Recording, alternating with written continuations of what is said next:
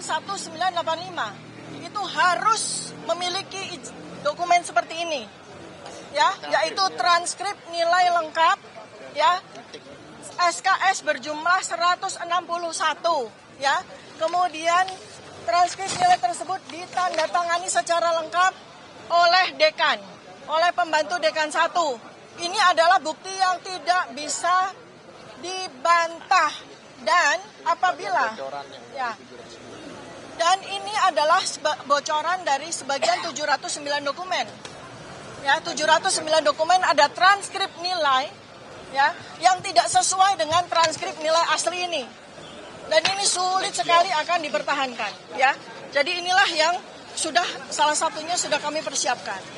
Dan satu lagi, kami juga sudah mendapatkan bukti yang jelas tidak bisa dibantah, ya, bahwa sarjana kehutanan Universitas Gadjah Mada yang lulus tahun 1985, ya, tidak usah harus melihat apapun artefak yang ada pada ijazah, cukup melihat satu saja artefak yang tidak bisa dibantah, yaitu bahwa ijazah sarjana kehutanan UGM tahun 1985 itu 1985 itu materinya warnanya merah, ya, materinya warna merah dengan nilai Rp500 dan bukan hijau, ya, nilainya 100. Ijazah yang menggunakan materi hijau dengan nilai Rp100 itu adalah ijazah sarjana muda, ya. Baik, dilanjutkan oleh Pak. Oke.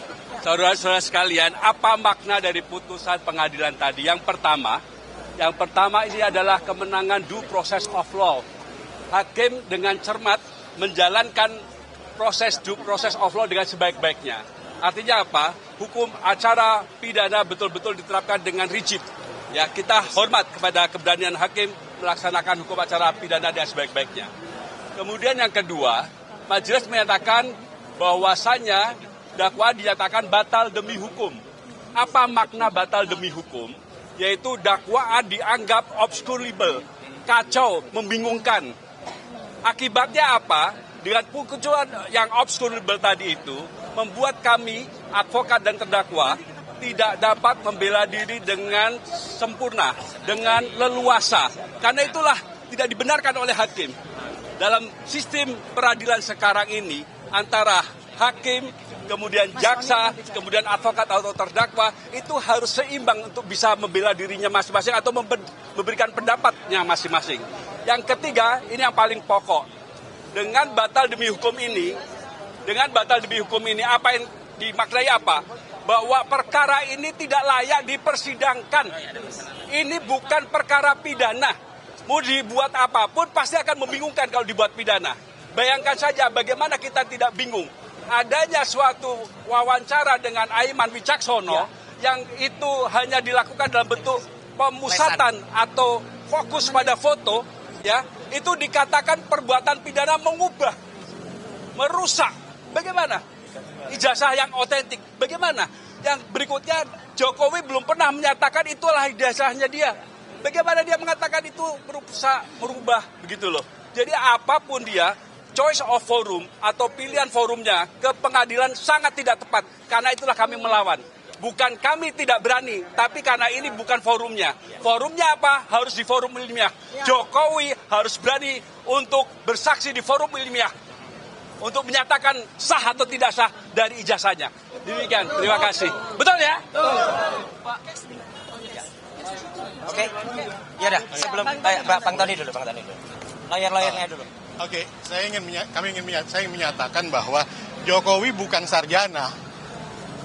Ya, Jokowi itu bukan sarjana. Yang kemudian yang kedua, dari daftar barang bukti yang ada, yaitu 709 dokumen itu, dari dalam ijazah legalisir SD, fotokopi legalisir ijazah Jokowi SD, SMP, SMA itu, sampai dengan S1, diterima bukan dari pelapor, tetapi dari salah satu pengacara dari kuasa hukum Jokowi. Barang bukti itu diterima harus dari si pelapor. Ini sudah menunjukkan ada sesuatu di dalam dokumen tersebut. Yang kedua, dalam daftar barang bukti pertama itu ditulis tidak tertulis ijazah asli, hanya ijazah Joko Widodo. Jadi tidak tertera dokumen itu asli. Satu lagi Ya. tentang ijazah asli. Ya. Silakan Pak Taufik. Baik, Anda sudah tahu seminggu yang lalu saya mengatakan Jokowi takut dengan pasal 217 ayat 1 dan ayat 2. Dan hari ini terbukti ya. Karena pasal itu seperti tadi saya menjelaskan, menambahkan kami, KUHP dan KUHP baru ini menganut adversarial. Jadi perdebatannya itu antara penasihat hukum dengan jaksa, bukan hakim. Hakim pasif. Hakim hanya mengadili apa perjuangan, apa perlawanan. Dan tadi salah satu pertimbangan kami tidak bisa menggabungkan delik yang sudah hapus dengan lahirnya Undang-Undang Nomor 1 Tahun 2023 dan KUHP Nomor 20 Tahun 2025. Jadi terang kepada kita, seperti seminggu yang lalu saya mengatakan 162.000% Jokowi tidak hadir. Karena di pasal 217 seorang pelapor, seorang saksi itu harus hadir. Dan tidak dibatasi harus sekali. Kalau penasihat advokat itu menghendaki hadir tiap sidang, dia hadir terus. Begitu juga kalau... Ya, dan yang kedua Jokowi sudah diambil sumpah. Kalau diambil sumpah itu bobotnya bukan sebagai keterangan saksi, bukan sebagai keterangan korban dan harus diabaikan. Ya, jadi tujuan tidak hadir itu dibuatkannya berita acara sumpah itu tujuannya memang Jokowi nyalinya tidak gede, ya. Jokowi itu hanya membayar buzzer aja. Ya, buzzer aja. Jadi ini ijazahnya SD, SMP, SMA. Laporan kami itu tidak menyebut ijazah SD, SMP, SMA, cuman sarjana. Dan jangan lupa teman-teman, ya, hari ini kalian harus pengadilan TUN Jakarta Timur.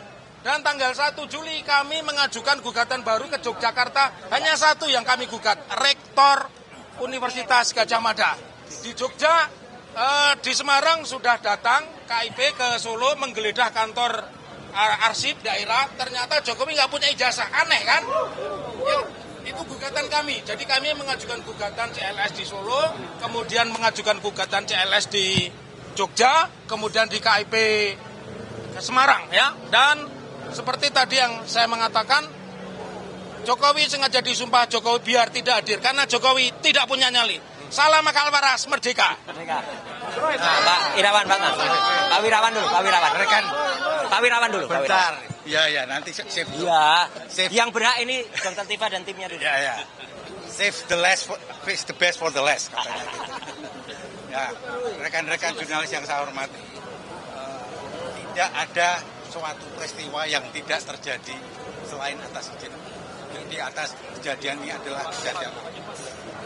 Kami sudah menyampaikan pada keadaan yang terjadi ini adalah suatu asas yang membalikkan proses atau yang disebut reversal of judicial process, yang seharusnya menjadi terdakwa itu adalah Joko Widodo, namun dirubah sedemikian rupa menjadi yang dituduhkan sebagai terdakwa itu Dr. Tifa. Ya, apa yang ingin kami sampaikan bahwa ini adalah hasil dari proses yang dolim itu yang kemudian menjadikan, dan kemudian sebetulnya kalau di sidang ini dilanjutkan, kami punya bukti telak bahwa ada dokumen yang mengatakan bahwa yang namanya Joko Widodo yang diterima oleh UGM itu adalah Joko Widodo alumni SMA Negeri 6 Yogyakarta. Kami punya bukti itu. Jadi bukan Joko Widodo yang jadi presiden. Joko Widodo alumni SMA Negeri 6 Yogyakarta. SMA Negeri 6 Yogyakarta sudah kami surati, ya. Buktikan daftar alumni tahun 80 sampai hari ini tidak diberikan kepada oleh SMA Negeri. Oleh karena itu kami berkeyakinan betul ijazahnya Joko Widodo itu adalah bukan yang menjadi presiden saat ini. Itu. Oke. Baik. Assalamualaikum warahmatullahi wabarakatuh. Pertama-tama saya selaku pribadi dan atas nama teman-teman semua mengaturkan puji syukur kehadirat Tuhan Yang Maha Kuasa, Allah Subhanahu wa taala, bahwa hari ini Kamis 23 Juli 2026, ya, Allah telah memberikan jalan terang. Allah telah memberikan langkah yang sangat bagus dan memberikan petunjuk bagi hakim dan majelis hakim Pengadilan Tinggi Jakarta Timur dan semua perangkatnya untuk memutuskan yang paling baik. Putusan sela bagi sahabat saya Dr. Tifa Husya Tiasuma luar biasa. Allahu Akbar. Yang kedua, saya mengaturkan selamat kepada tim hukum Dr. Tifa luar biasa. Tim pembela Dr. Tifa ini sangat luar biasa. Pak Al-Katiri, Pak Wirawan Adnan, Pak Lutfi dan semuanya ya. Ini perjuangan Anda itu luar biasa. Jadi inilah adalah perjuangan yang benar-benar berdasarkan ilmiah, berdasarkan ilmu hukum dan itu tidak terbantahkan sampai dengan hari. Meskipun awalnya tentang soalnya kompetisi relatif itu ditolak, tapi itu tidak mau. Yang paling penting dagingnya ini. Jadi ini perkaranya berhenti. Yang ketiga, perkara ini adalah gugatannya sama dengan yang saya terima, ya. Jalannya juga sama, dakwaannya juga sama, sehingga di Projo DKK. ya dan kawan-kawan. Sehingga insya Allah kalau memang hukum itu lurus ya, ini tidak hanya menjadi presiden, tapi menjadi jurisprudensi. Jadi putusan dari Dr. Tifa Tiasuma ini akan kemudian nanti harus berlaku juga untuk kemudian kasus saya. Meskipun saya tetap harus menjalani persidangan dulu, kemudian kita masukkan gugatan yang sama. Dan terakhir, saya sangat mendukung upaya Dr. Tifa selama ini. Teruskan dok perjuangannya. Dr. Tifa adalah ilmuwan muda yang luar biasa dan beliau akan membedah otak. Saya pakai kaos ini. Ini Dr. Tifa dengan analisis neopolitikanya. Ya, tiap gitu. pagi ganti kaos. Iya. Jadi Dr. Tifa tetap akan terus berjuang. Saya juga terus berjuang. Terima kasih juga untuk semua teman lawyer yang mungkin sekarang sudah tidak membersamai lagi juga ya untuk tim yang lain. Insya Allah kita tetap berjuang bersama dan untuk 3 sahabat kita ya. Mas Faris Al-Fadilah, Rustam Afendi dan Bu Kurnia, kami tetap membersamai Anda semua. Ya. Allahu Akbar. Terima kasih. Wassalamualaikum warahmatullahi wabarakatuh. Ya. Luar biasa. Oke ya. Terima kasih ya.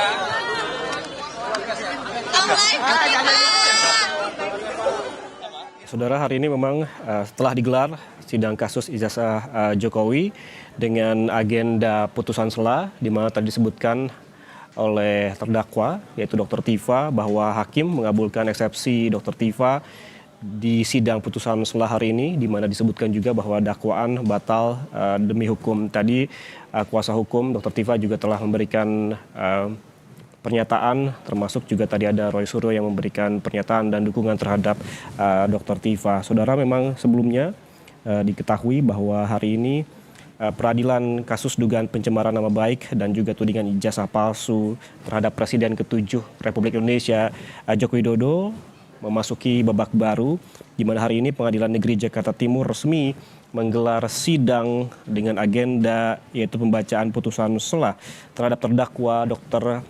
Tifa Tiasuma atau yang akrab disapa Dr. Tifa. Dari sidang yang memang digelar sedari pagi, kita ketahui seperti pernyataan yang diberikan oleh Dr. Tifa tadi bahwa hakim mengabulkan eksepsi dari Dr. Tifa. Kalau kita merunut kasus ini, sebelumnya saudara, perkara hukum yang menyeret nama aktivis dan juga dokter ini memang mengalami beberapa fase ataupun tahapan, di mana dinamika persidangan sebelumnya sempat diwarnai oleh tawaran opsi restoratif justice atau jalan damai dari majelis hakim guna meredakan ketegangan. Namun tawaran ini oleh Dr. Tifa bersama tim hukumnya memilih untuk tetap menempuh koridor peradilan secara formal. Berarti masih ada tahapan lainnya, saudara, yang harus dihadapi terkait dengan perkara ini seperti yang disebutkan oleh tadi kuasa hukum dari Dr. Tifa. Ini merupakan, apabila mengutip pernyataan Dr. Tifa, ini masih dalam proses begitu ongoing perjuangan mereka dalam kasus ini. Saudara, kalau kita merunut lagi terkait dengan perkembangan kasus ini, sebelumnya, saudara, bahwa ada beberapa hal yang digarisbawahi, termasuk pada tahapan sebelumnya bahwa sidang lanjutan perkara dugaan tuduhan ijazah palsu terhadap Presiden Republik Indonesia ke-7 Joko Widodo dengan terdakwa Dr. Tifa di Pengadilan Negeri Jakarta Timur ini digelar pada pukul 9 pagi tadi di ruang Purwoto dengan hasil seperti yang diungkapkan bahwa hakim mengabulkan eksepsi Dr. Tifa. Pada sidang sebelumnya, saudara, Dr. Tifa dan tim penasihat hukumnya telah menyampaikan nota perlawanan atau eksepsi terhadap surat dakwaan jaksa penuntut umum.